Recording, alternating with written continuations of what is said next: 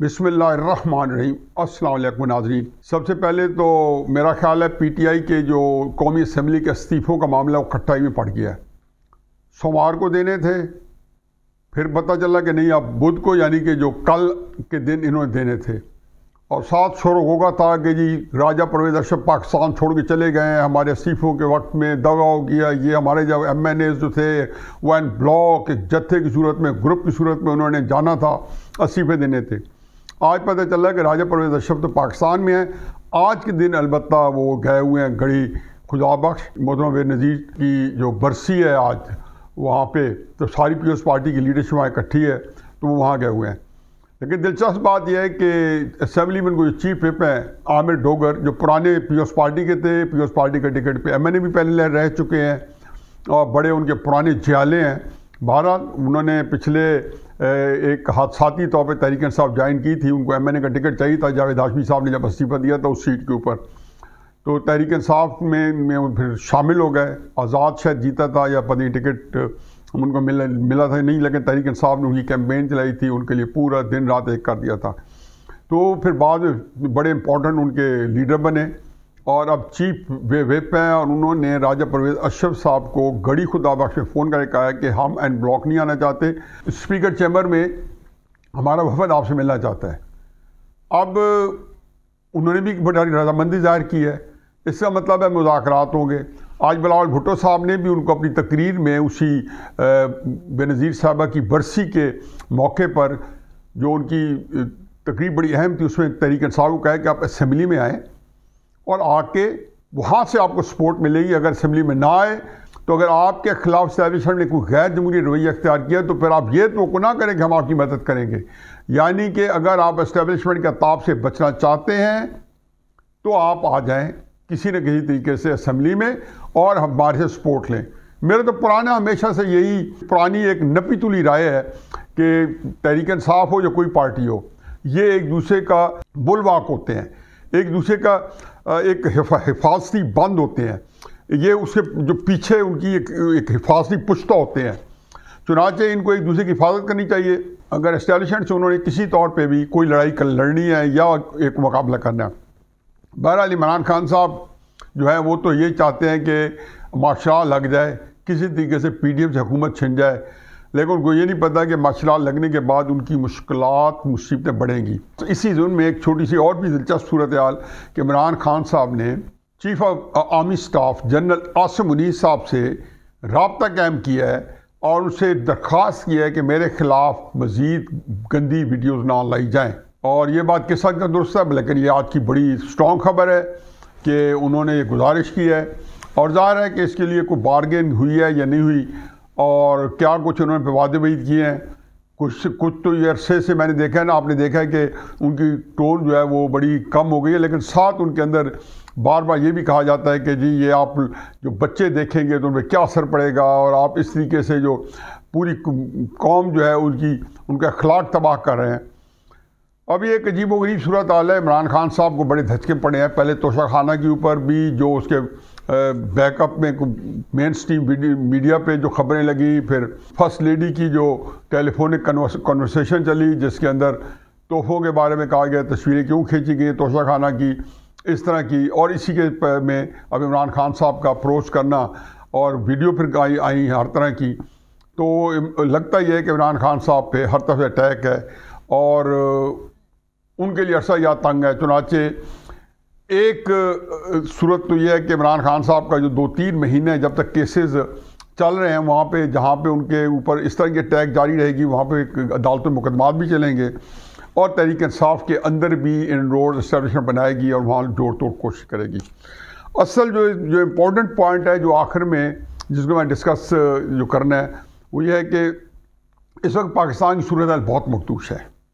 اور تکلیف دہ حد تک، اور پی ڈی ایم کی حکومت جو ہے وہ بلند بات دعوے بہت کر رہی ہے، پیپلز پارٹی بھی ان کے ساتھ شامل ہے، اے این پی بھی شامل ہے، اس لیے اس میں جب میں پی ڈی ایم کی حکومت کہتا ہوں تو مطلب یہ ہے کہ پیپلز پارٹی اور اے این پی ساتھ شامل ہیں، دعوے تو بہت کر رہے ہیں، لیکن عملاً جو ہے گراؤنڈ جو ریالٹیز ہیں وہ بہت خوفناک ہے، خطرناک ہے، ہر بندے کو پتہ ہے کہ اس میں تکلیف دہ صورتحال ہے۔ اس میں بالکل جس کو کہنا چاہیے کہ آپ کا ڈیفالٹ جو ہے دہلیز پہ کھڑا ہے، اب اندر ایک سٹیپ آیا چاہتا ہے، لیکن بات ڈیفالٹ کی نہیں ہے. بات یہ ہے کہ آپ کی اس وقت تقریباً 80 ارب روپے کی امپورٹس بل ہے، یعنی کہ آپ کو 80 ارب چاہیے پاکستان کے میں جو آپ درآمدات کرتے ہیں. اچھا، اس کو آپ کٹ اس لیے نہیں کر سکتے کہ اس میں تقریباً 45-50 ارب روپے جو ہے وہ پیٹرو کیمیکل پروڈکٹس ہیں، ہماری پیٹرول ہے، ڈیزل ہے، کیروسین آئل ہے، مٹی کا تیل ہے، یہ ساری پروڈکٹس ہیں، موبل آئل ہے، یہ ساری چیزیں جو ہیں یہ 45-50 ارب کی ہیں، اور اس کے بغیر کوئی چیز چلتی نہیں ہے. اور یہ ایسی صورت ہے کہ اگر اس کو آپ کم کرتے ہیں تو آپ کی سیکیورٹی جو ہے وہ انڈرمائن ہو جاتی ہے ہر طریقے سے، کیونکہ ہر چیز جہاز ہے، ٹینکس ہیں، کوئی چیز فیول چاہیے آپ کو، اور اگر فیول کے لیے آپ کو 50 ارب، اس میں سے کچھ کمی نہیں ہو سکتی. کتنا آپ کٹ شارٹ کریں، قوم میں کوئی بندہ ایسا نہیں ہے کہ جو اس کو ریئلائز کرے. اور جو باقی 30 ارب ہے اس کے اندر بھی اتنی بہت ساری چیزیں کھانے پینے کی ہیں جو اوائڈ نہیں کی جاتی. دالیں ہیں، ٹماٹر ہے، آلو ہے، کئی یہ ساری چیزیں یہ امپورٹ کرنی پڑ جاتی ہیں، اس کے بغیر ہی گزارا نہیں ہوتا. اور آپ کا ٹوٹل ایکسپورٹ جو ہے وہ 30 ارب سے تھوڑی سی زیادہ. اور پھر آپ کی جو ریمیٹنسز ہیں وہ اس لیے گر رہی ہیں کہ جب ڈالر بازار میں پرائیویٹلی 245 کا یا 50 کا یا 40 کا ملے گا اور بینک ریٹ 225 ہوگا تو لوگ لا محالہ بینک ریٹ سے نہیں منگوائیں گے اور وہ حوالے سے ہنڈی سے منگوائیں گے. اور وہ ڈالر جب اس طریقے سے آتا ہے تو ہو سکتا ہے وہ اصل میں افغانستان چلا جائے، تو یہاں پہ جو روپیہ جو ہنڈی کے ذریعے آئے لوگوں کو پیسے زیادہ مل رہے ہیں تو ڈالر پاکستان میں نہیں آ رہا. ریمیٹنسز کم ہو گئی ہیں، 30 ارب کے قریب تھی، تو ملا جلا کے ریمیٹنسز اگر 30 ارب بھی ہو جائیں تو کل 60 ارب ہے، تو 20 ارب ڈالر کا شارٹ فال ہے. اور اس کے لیے پیسے چاہیں 20 ارب آگے آپ، اور ساتھ آپ نے قرضوں کی ادائیگیاں کرنی ہیں، وہ بھی ڈالرز میں کرنی ہے.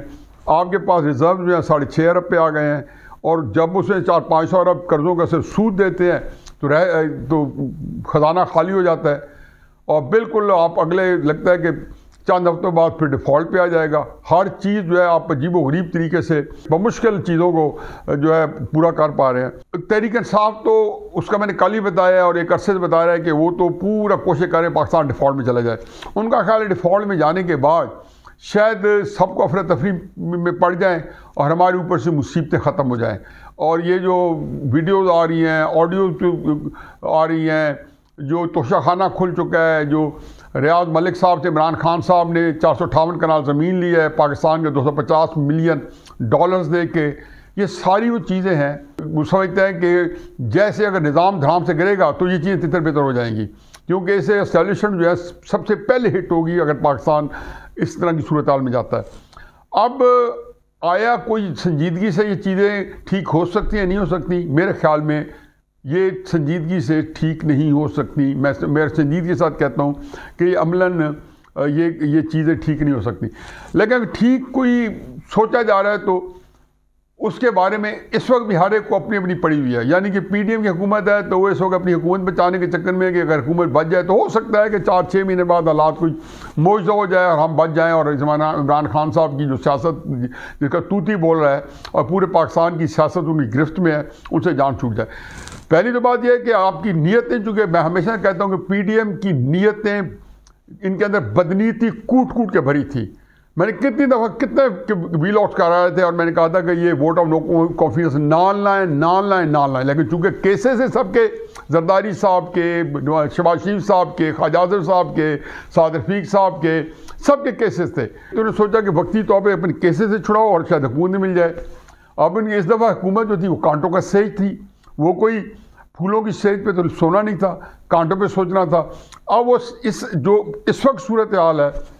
وہ یہ ہے کہ اسٹیبلشمنٹ ابھی بھی دل جمعی سے یہ نہیں سوچ رہی ہوگی کہ ملک کو نکالنا کیسے. وہ یہ سوچتی ہے کہ نکالنا ہے تو ان سے چونکہ نہیں نکلے گا، یا سیاسی چونکہ اس وقت بڑی ٹسل ہے تو عمران خان صاحب کو طریقے سے میسیج دلا رہے ہیں کہ ہم جو ہے ان کو ہٹا کے نگران حکومت قائم کر کے مارچ اپریل میں آپ کو الیکشن دے دیں گے.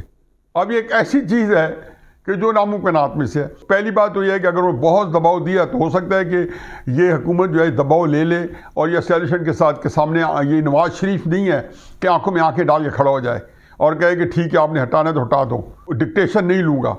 لیکن یہ تو شہباز شریف صاحب کی حکومت بڑے اوبیڈینٹ ہیں، ہز ماسٹر وائس ہیں. یہ تو میرا خیال ہے کہ کوئی چھوٹا کام بھی کرتے ہیں تو پوچھتے ہوں گے کہ آرمی چیف صاحب جو ہے ناراض تو نہیں ہو رہے. اسی طرح پیپلز پارٹی والے ہیں، وہ تو ایک عرصے سے اپنی سیاست جو ہے اسٹیبلشمنٹ کے بعد گروی رکھ کے پھر رہے ہیں، جو اسٹیبلشمنٹ کہتی ہے اس کے مطابق کرتے ہیں، اور ان کا خیال ہے کہ اسی طریقے سے شاید ان کی جان بخشی گئی ہے، وغیرہ زرداری صاحب کے کیسز ایسے تھے کہ ان کو بہت پریشان ہونا پڑنا تھا، اس لیے ان کی تو بلکہ حکومت آئی ہے تو کیسز بھی ختم ہو رہے ہیں۔ اس سے 2-3 چیزیں تو کئی دفعہ کہہ چکے ہیں کہ نواز شریف صاحب کی 40 سال کی سیاست انہوں نے تباہ و برباد کر دی۔ عمران خان صاحب جیسے نااہل اور ایک ایسا بندہ جس کو پاکستان کے لوگوں نے کبھی معاف نہیں کرنا تھا، جو جرائم انہوں نے ریاست کے خلاف کیا وہ معاف ہو گئے، کیونکہ لوگوں میں چوائس ہی نہیں رہی کہ عمران خان صاحب وہ بیانیہ نواز شریف صاحب والے لے کے آئے تو ان کو ہاتھوں ہاتھ لوگوں نے لے لیا۔ اب اس صورتحال میں جس میں شہباز شریف صاحب وغیرہ جو ہیں وہ تو جب اسٹیبلشمنٹ نے ان کو دبکہ دیا کہ آپ اقتدار چھوڑ دیں تو وہ چھوڑ دیں گے، فرق ہے نہ بھی دیا تو فائنینشیل ایمرجنسی لگا کے عدالتیں پہلے تیار بیٹھی ہیں، وہ نگران حکومت بنا کے اس کو انڈورس کر دیں گی کہ ملک کے حالات ایسے ہیں، ڈیفالٹ ملک آ گیا، جیسے ڈیفالٹ میں آئے گا یا آنے کے قریب آئے گا فوراً کہا جائے گا کہ ہم فائنینشیل ایمرجنسی لگا رہے ہیں۔ اگر یہ استعفیٰ نہیں دیتے، اسمبلی ڈیزالو نہیں کرتے شہباز شریف صاحب، تو یہ مجھے لگتا ہی ہے کہ اگلے 1-1.5 مہینے میں جو صورتحال جا رہی ہے اسے پاکستان نکلتا نظر نہیں آتا۔ اور میں نے تو سال پہلے مجھے کوئی خوشی نہیں ہو رہی کہ میں نے جو کہا تھا وہ ٹھیک ثابت ہو رہا ہے، لیکن میں نے ان کو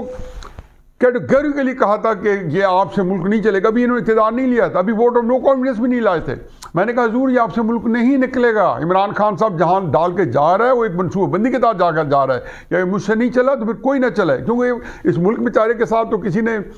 رحم کرنا نہیں تھا، اور ہر ایک کے مفادات اتنے زیادہ تھے اور ذاتی ان کے مسائل ایسے تھے، کوئی جرائم ہی ہر ایک نے بہت کیے ہوئے ہیں، ان کے لیے بھی معافی تلافی، یا اس کے لیے جیسے عمران خان صاحب کو اب اپنی آڈیو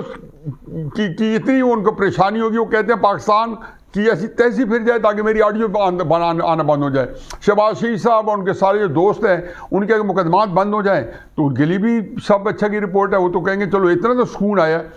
یہ نہیں پتا کہ آن دا لانگ رن وہ پاکستان جس کو لاکھوں جانوں کی قربانی سے جو آزاد کرایا گیا تھا دے کے،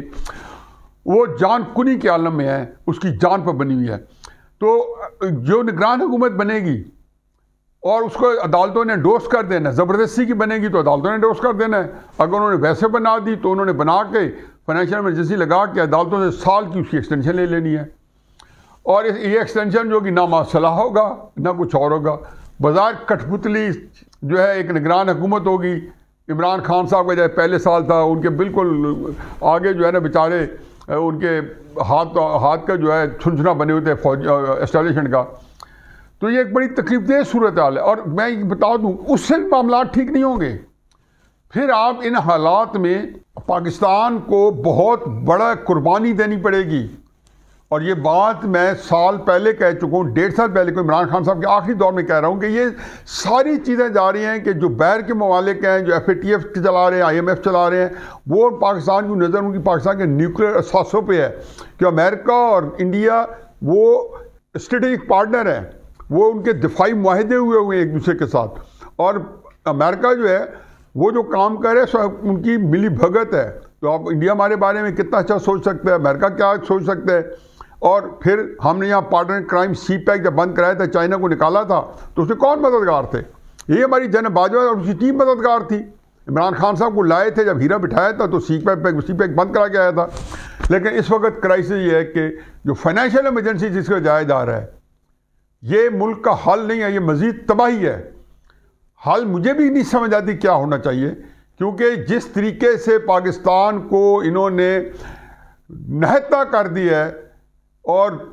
جو سامراجی طاقتوں کے آگے انٹرنیشنل اسٹیبلشمنٹ کے آگے جس طریقے سے بے دست و پا کر دیا ہے، اور اس میں صرف ایک ہی ذمہ دار ہے، وہ ہے پاکستان کی اسٹیبلشمنٹ، جو 2014 سے نواز شریف کو نکالنے کے لیے آپریشن شروع کیے، اور پھر 2016 میں پیناما، JIT، پھر مانیٹرنگ جج، supreme court partner in crime. میں پھر کہتا ہوں کہ سپریم کورٹ شریک جرم رہی ہے، اور اس کی اعانت کی ہے اسٹیبلشمنٹ کے ساتھ۔ مجھے یہ طے کرنا بڑا مشکل ہے کہ ان میں بڑا مجرم کون ہے، لیکن اسٹیبلشمنٹ اسی بڑا مجرم کہ وہ لیڈ کر دے ساروں کو۔ اس میں عمران خان بھی اتنا ہی ملوث ہے پارٹنر کرائم میں، انگریزی میں کہتے ہیں اس سے پے بیک ٹائم پارٹنر۔ اب تو بھگتنا ہم نے کن چیزوں کا جو پچھلے ہم نے 2014 سے لے کے آج تک کی ہے، اور آہ بھی لگی ہے بہت سارے لوگوں کو کہ جس طریقے سے نواز شریف کو آپ لوگوں نے جملہ غیر مترجمہ بنا کے پاکستان سے نکالا، اور اس کو جو ہے بے گناہ اس کو دو چکی کے پاٹوں پیسا. باجا صاحب اللہ تعالیٰ کا دیکھ لیے شان.